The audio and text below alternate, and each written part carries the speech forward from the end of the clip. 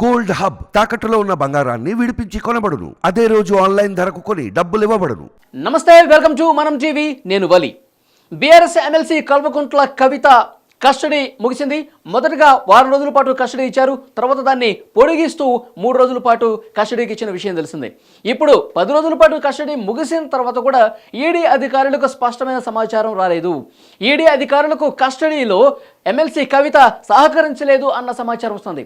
మొదటి వారం రోజుల పాటు సహకరించకుండా ఈ విధంగానే నాంచారు.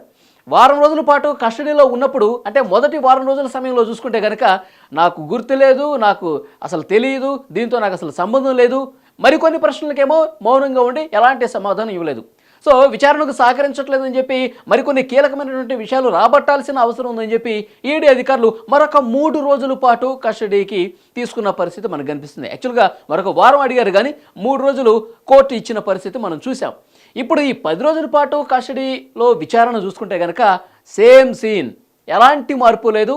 కొన్ని ఆధారాలు ముందు పెట్టి, గతంలో అప్రూవర్స్ కవిత గారికి వ్యతిరేకంగా ఏవైతే సమాచారం ఇచ్చారో వాటిని ముందు పెట్టి, టెక్నికల్ ఎవిడెన్స్ను కూడా ఆమె ముందు టేబుల్ మీద పెట్టి, ఏంటి దీనికి సమాధానం, మీ మీద ఈ ఆరోపణ ఉంది, మీరు ఈ విధంగా చేశారు, కొన్ని కీలకమైన ఆధారాలు, మొబైల్ ఫోన్స్ గతంలో ధ్వంసం చేసినటువంటి విషయాలకు సంబంధించి రిట్రీవ్ చేసినటువంటి సమాచారం కూడా, అంటే గతంలో చాటింగ్ చేసినప్పుడు వాటిని ధ్వంసం చేసి డిలీట్ చేశారు కదా, వాటిని మళ్ళీ తిరిగి సంపాదించినప్పుడు ఏదైతే చాట్ ఉందో, ఏదైతే కాల్స్ ఉన్నాయో వాటికి సంబంధించి కూడా వాటిని ముందు పెట్టి పూర్తి ఆధారాలు అడిగితే ఏమో నాకు సంబంధం లేదు, దానికి ఈ లిక్కర్ స్కామ్కి అసలు ఎలాంటి సంబంధం లేదని చెప్పి బుకాయించే ప్రయత్నం చేశారు. ఈడీ విచారణకు సహకరించలేదని సమాచారం వస్తుంది.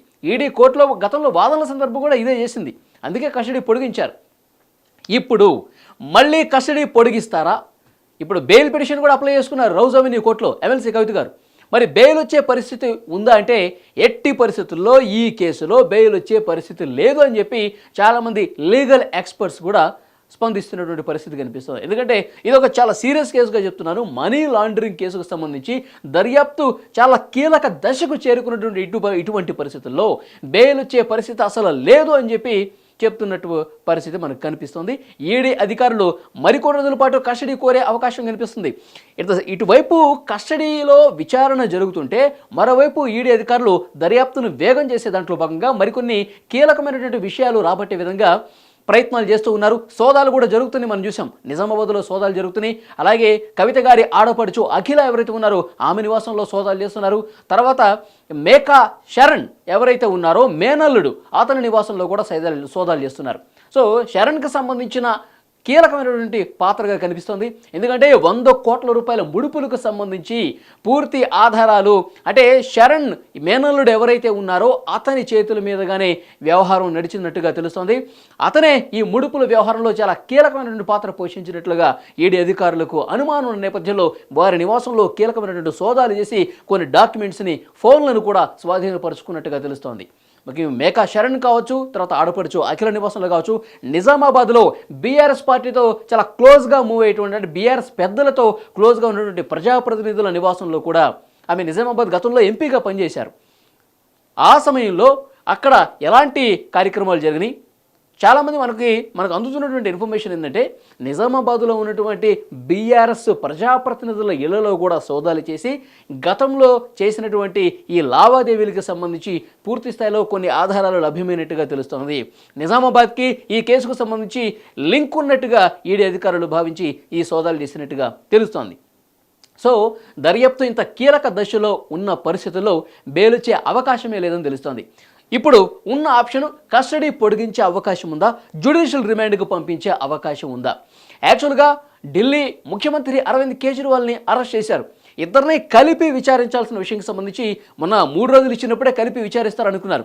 కానీ విడివిడిగానే కొన్ని కీలకమైన సమాచారాలు రాబట్టాల్సిన అవసరం ఉన్న పరిస్థితుల్లో, ఎందుకంటే గతంలో ముందుగా ఇచ్చినటువంటి 7 రోజులు సరిగా స్పందించి ఉంటే, సరైన సమాధానాలు ఇచ్చి ఉంటే, విచారణకు సహకరించి ఉంటే, ఇప్పుడు ఈ 3 రోజుల్లో కేజ్రీవాల్ గారిని కూర్చోబెట్టి కూడా విచారించే అవకాశం ఉండేది.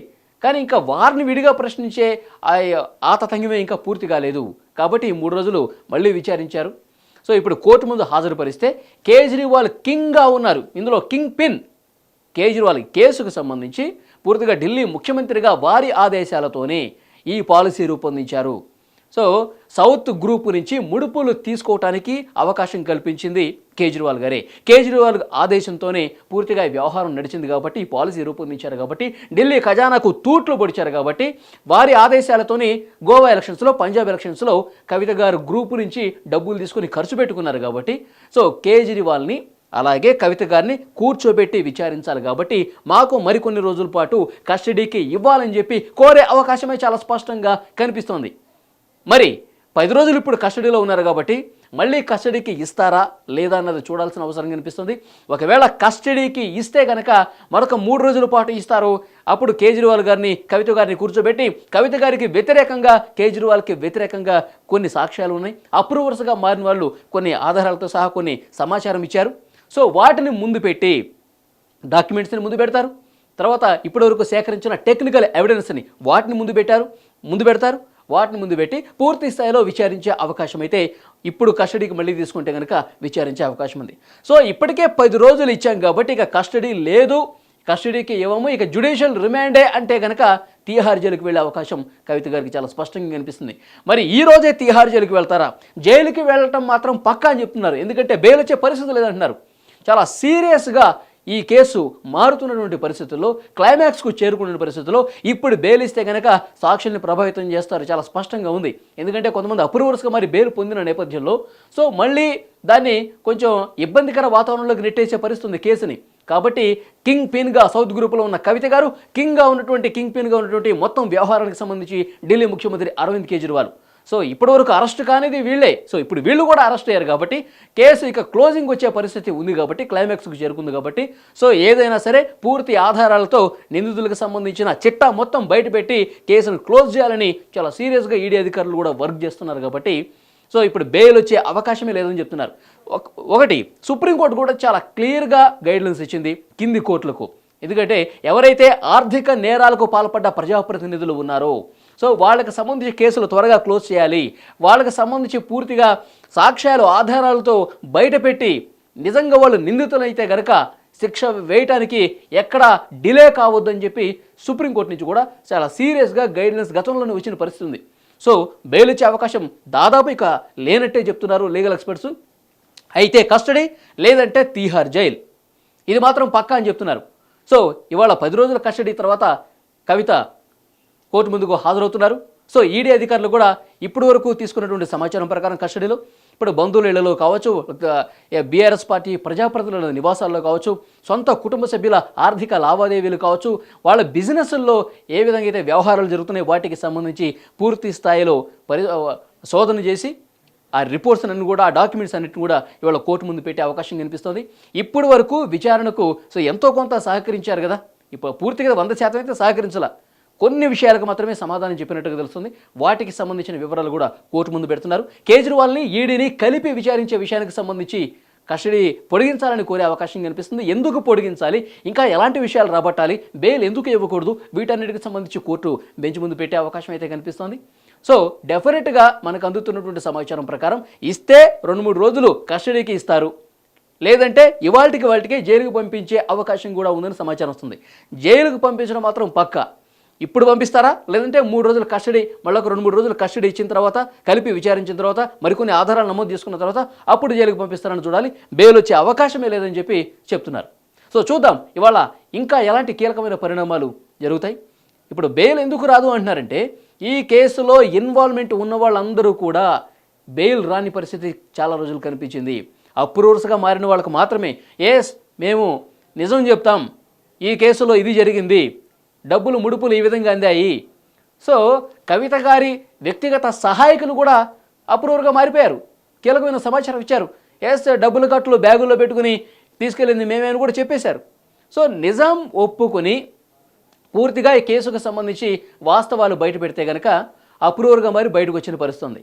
మనీష్ సిసోడియా లాంటి వాళ్ళు ఇంకా సంవత్సరం అవుతున్నా సరే, 19 నెలలు అవుతుందండి ఆయన జైల్లో ఉండి, తీహార్ జైల్లో ఉండి, ఇంకా బెయిల్ రాని పరిస్థితి ఉంది. సో ఇలా ఒక సీరియస్ ఈ కేసు కాబట్టి, ఆర్థిక నేరానికి పాల్పడ్డారు కాబట్టి, 100 కోట్ల రూపాయల ముడుపులకు సంబంధించిన వ్యవహారం కాబట్టి అంత ఈజీగా బెయిల్ వచ్చే అవకాశం లేదని చెప్తున్నటువంటి ఈ పరిస్థితుల్లో అయితే 2-3 రోజులు కస్టడీ మళ్ళీ విచారణ చేస్తారు. అది కూడా లేదంటే 10 రోజుల పాటు ఇప్పటికే ఇచ్చాం కాబట్టి ఇక జ్యుడిషియల్ రిమాండే, తీహార్ జైలే అని చెప్పే అవకాశమే చాలా స్పష్టంగా కనిపిస్తోంది. సో చూద్దాం ఇవాళ ఎలాంటి కీలకమైన పరిణామాలు కనిపిస్తాయన్నది. Thank you very much.